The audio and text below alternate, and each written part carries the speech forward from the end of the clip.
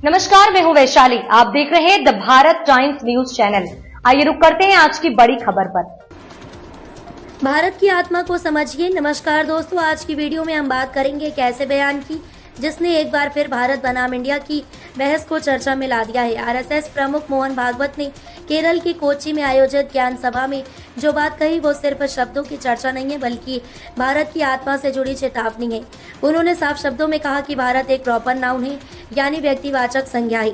इसका अनुवाद नहीं किया जाना चाहिए। इंडिया भले ही भारत का पर्याय बना दिया गया हो, लेकिन भारत की जो आत्मा है उसकी पहचान सिर्फ और सिर्फ भारत शब्द से होती है।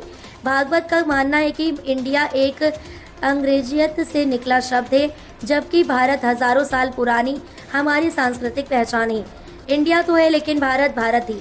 मोहन भागवत ने अपने भाषण में एक बड़ी बात कही, इंडिया भारत तो है लेकिन भारत भारत है। यानी इंडिया को हम मजबूरी में इस्तेमाल कर सकते हैं, लेकिन जब हम अपनी पहचान की बात करते हैं इंडिया को हम मजबूरी में इस्तेमाल कर सकते हैं, लेकिन जब हम अपनी पहचान की बात करते हैं तो भारत को भारत ही कहना चाहिए। उन्होंने बताया कि भारत का नाम सिर्फ एक शब्द नहीं है, ये हमारी परंपरा, संस्कृति, अध्यात्म और इतिहास की सजीव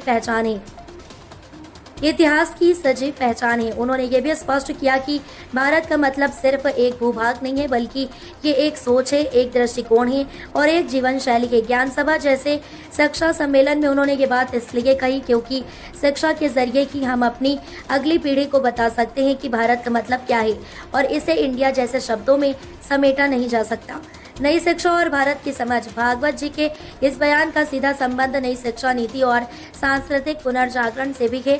उन्होंने कहा कि हमारी शिक्षा ऐसी होनी चाहिए जो हमें भारत बनना सिखाए, ना कि सिर्फ इंडिया में बसने वाला एक उपभोक्ता।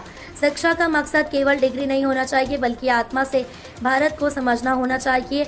उन्होंने ये भी कहा कि अगर हम खुद अपने देश को इंडिया कहेंगे तो हमारी अगली पीढ़ी कैसे भारत की गहराई को समझेगी।